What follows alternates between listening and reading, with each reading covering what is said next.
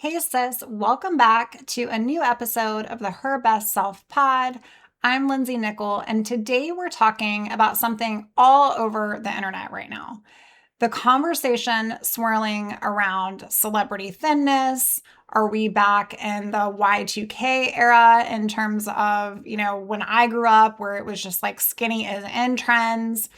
And Ariana Grande, her stepping back from public life just as recently as this past weekend. And I'm honestly not the one for celeb gossip, but the message that she shared about people commenting on her body, I think is so powerful and valid. And so I want to talk about it with a whole lot of grace here because there are layers here, sis. And I think that there's something in it that every single one of us needs to hear when it comes to discussing the word healthy, when it comes to commenting on our bodies, on other people's bodies. And so I just wanted to talk about this topic today. And let me say up front before we even go to the show, I'm not here to speculate about any one person's private health journey, okay? I can't know what's going on behind the scenes. You can't know what's going on behind the scenes. And that's actually part of my entire point today of the show.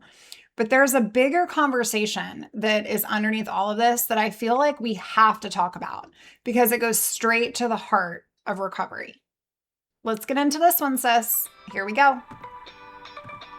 Hey girl, welcome to the Her Best Self podcast. I'm Lindsay Nickel, former competitive figure skater and perfectionist, turned God-led imperfect boy mom and digital CEO. If you find yourself constantly thinking about food and wondering if you'll wake up one day free from the obsessive thoughts and behaviors controlling your life, then I've created this podcast for you. Because I know exactly what it's like to be a downright hot mess, trapped in a destructive cycle of disordered eating. I finally found freedom, and you can too, girlfriend. So if you're ready to heal your relationship with food and body and break the chains of control and show up in your best health, then grab your favorite Tarjay journal and let's get to it. So you can start living your best life as your best self. Hey girl, hey, I hope you are having a rocking Tuesday. So I want to start with talking about Ariana Grande. And if you're not familiar with her, she is like the Britney Spears, like pop chick of the generation now. Actually, she is younger than me in my generation, so I really don't listen to her if at all, but I have watched her journey and I've also watched many of the celebrities recently, right? I feel like everybody is on these GLP-1s. It's talked about regularly. We all know this. Like if you live in America, you're hearing it all the time, every single day. Just open up your Instagram and you're seeing it.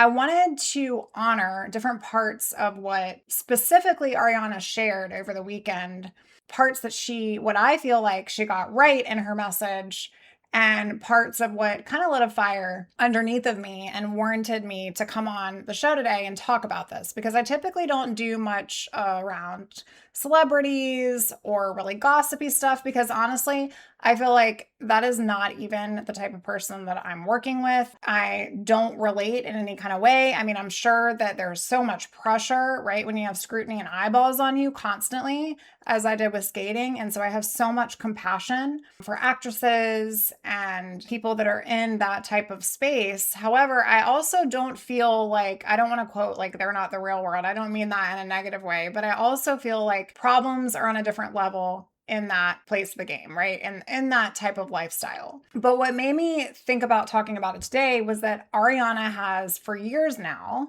asked people to stop commenting on her body. And let's honor what is true and what is good here about this. And she shared this message, I think it was yesterday actually, in her words, as a loving reminder on Instagram. And says she's right. There is a comfortability in our culture now with commenting on every other person's bodies, on their faces, on their weight, on what we assume is going on behind the scenes. Sis, you look so good. Oh my gosh, how did you do that? You look so healthy. You look so strong. You look so beautiful. You look so skinny. You look so thin. Like you fill in the blank. And quite frankly, it is dangerous. It is past the point of dangerous for everyone. And we have got to stop this. We have got to stop narrating other women's bodies. Stop the she looks amazing. Did she lose weight jargon? Okay. And the is she okay? She looks so thin jargon. as if either one is ours to say or ours to own, right? Because if you're like me, you have lived it because you're living it now, and you don't like when people are judging those things about you either.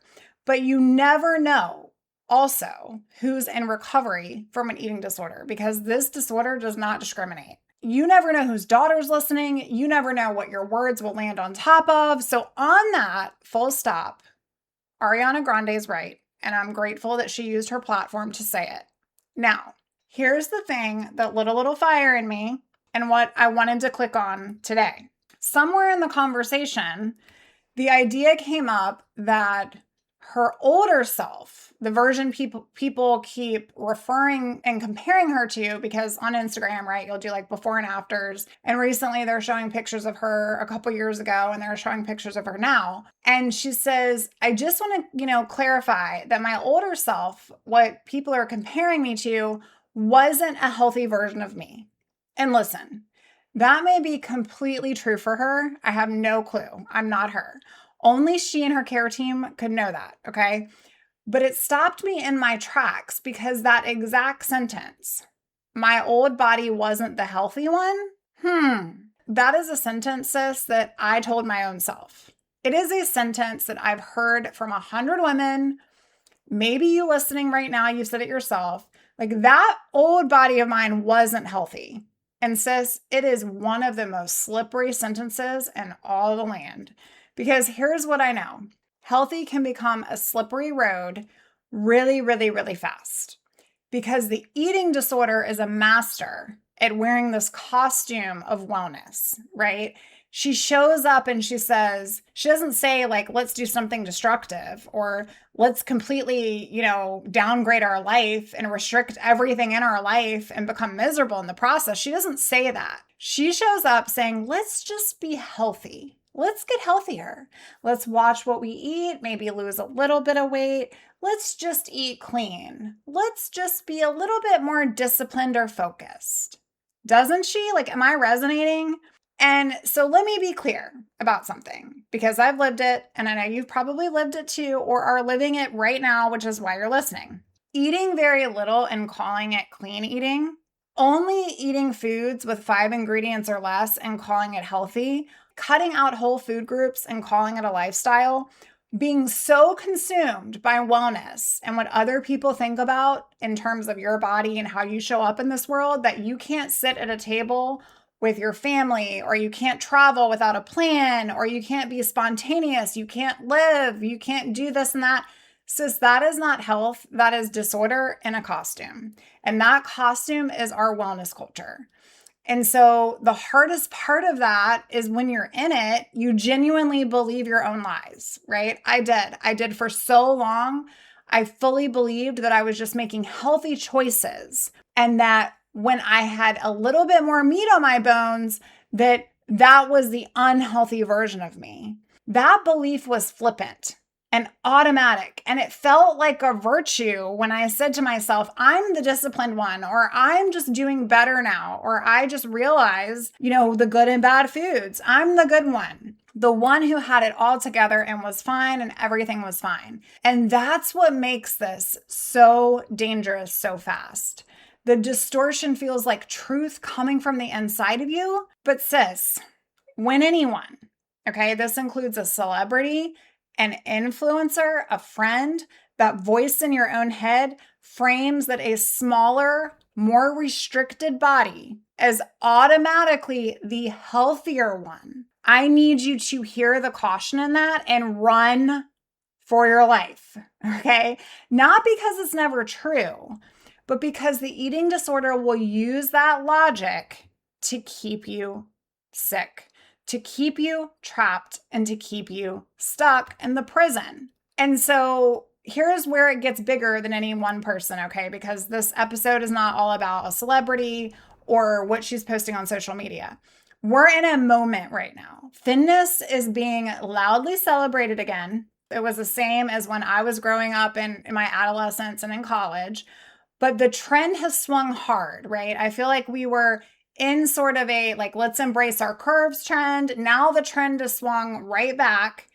And our girls, our teens, our tweens, the young women who idolize these people okay, are absorbing a message, whether we want them to absorb it or not, that thinner automatically equals healthier and better. Why? Because they're looking at these people as someone that they aspire to be. And when your bones are popping through every single ounce of you, it's really hard to believe anything other than that. You can say everything all you want, right? But they're equating this message that thinner automatically equals healthier and better. And when somebody comes on with a platform and goes, yeah, that was an unhealthy version of myself, and then girls see that this version of herself is a lot smaller and a lot thinner, it doesn't do what I think she ultimately was wanting out of that. It actually validates the lie. And so let me bring some actual science into this conversation, because I love bringing the neuroscience in here. Our culture treats thinner as automatically healthier, right? But the research does not agree with this. When you look at large studies on weight and mortality, being underweight actually carries a significantly elevated risk of death, okay? Some studies put it around 1.5 times higher, and in certain populations, several times higher than that, than people in the normal range. Okay, so meanwhile, the category that our culture panics about, being overweight, meaning the BMI that is in the 25 to 30 range, okay, without obesity, is consistently not linked to high mortality, actually associated with slightly lower risk. So this is what I want you to hear from this. When you look at large studies on weight, being underweight actually has a significantly elevated risk of death, and being overweight does not point to the same level of risk. So being underweight, if you're reading that and you're not wanting to make a conclusion, but kind of make a conclusion, in my opinion, may be more dangerous. Okay, let that land. And so the body that our culture tells you to fear is often not the dangerous one to fear. The body our culture applauds, smaller, thinner, better, disciplined, can actually be hiding real physical danger. Thin is not a synonym for healthy. I need you to hear this. Thin is not a synonym for healthy, and it never was, and we need to cancel, and cancel again. Now, let me hold the other side of this with equal honesty, because grace requires it. And I truly believe that we don't get to pretend that we don't see anything, okay? And so part of what makes this conversation so hard is that stop commenting on bodies is true. And at the same time, love sometimes notices. Friend, when people express concern for someone that they see as struggling, that isn't always cruelty or noise, okay? Sometimes it's the same instinct that makes that mom of that person, okay, we'll talk me here, knock on a door. The problem isn't caring. The problem is consuming. It's the speculation. It's the skeptical, the strangers that turn a real person's real body into content. So here's the line that I draw personally. We don't get to narrate, diagnose, or gossip about anybody's body, because we don't want people doing that about us. But those of us who love someone up close in our personal circles, we're allowed to gently, privately, tenderly say to that person, I love you and I'm here for you. That's not commenting on a body. That is loving a soul and a person and realizing that something is desperately going on, okay? And this brings me to what I want to leave you with the most today. If you take one thing, I always say, if you take one thing from my show, let it be this today. Your body, sis, is the least interesting thing about you. It is the least interesting thing about you. And my younger self would have loved to have heard that back in the day when I was skating and beating myself apart. And one day it was this and one day it was that.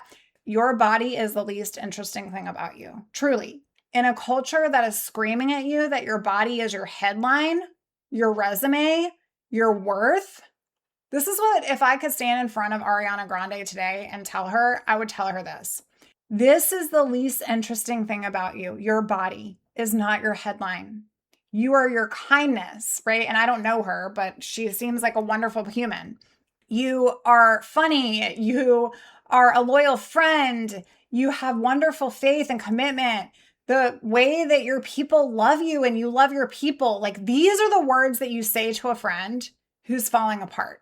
And Ariana is a wildly talented artist. I'm not knocking that. And the fact that we're all talking about her body instead of talking about her art and her craft is exactly the sickness that we're describing. And the same is true for you. You were never meant to be admired or scrutinized as a body, right? You were meant to be known as a human and as a soul. But at the same token, I do feel like when you are out there and you are in your calling, and this is why I so strongly believe that I will stand in my truth. You have to be strong when you have other people looking up to you.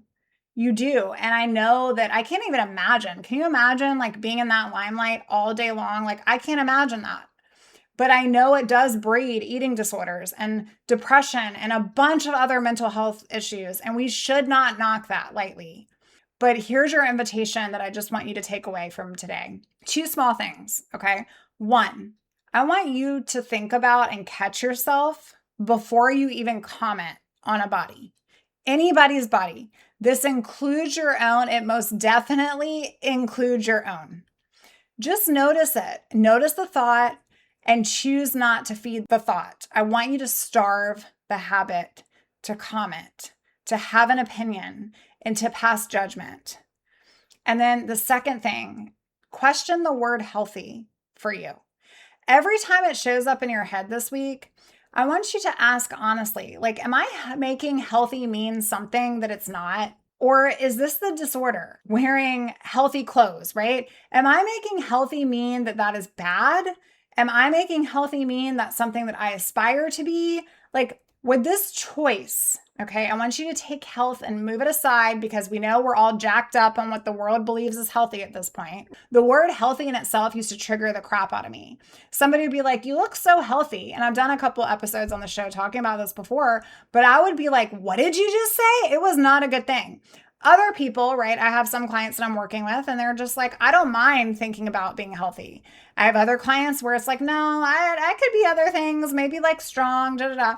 But I want you to put this aside and question the word healthy every time you see it show up on your Facebook feed or your Instagram reel.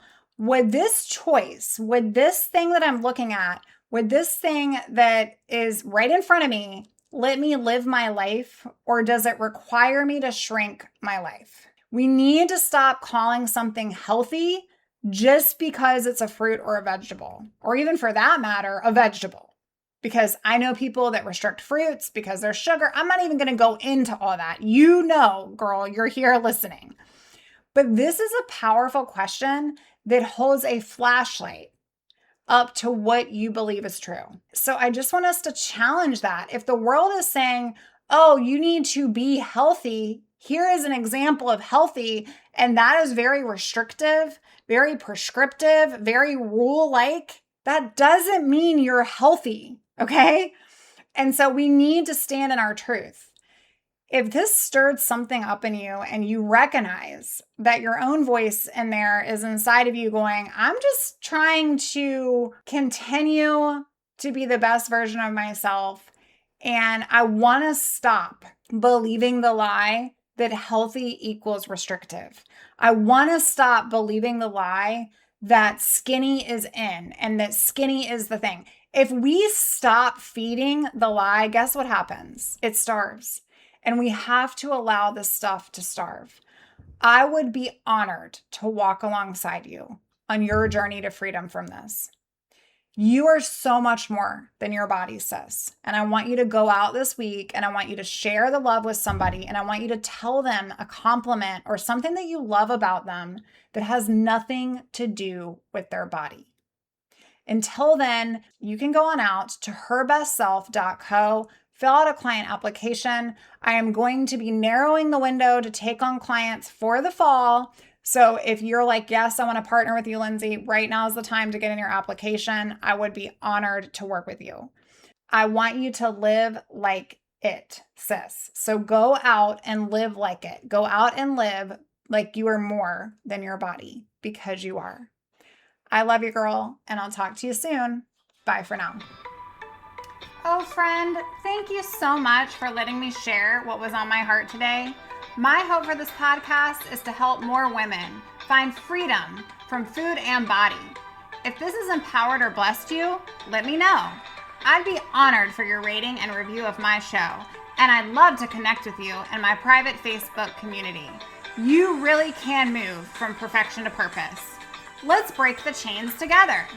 I'll help navigate the way. Until next time, bye for now, girl.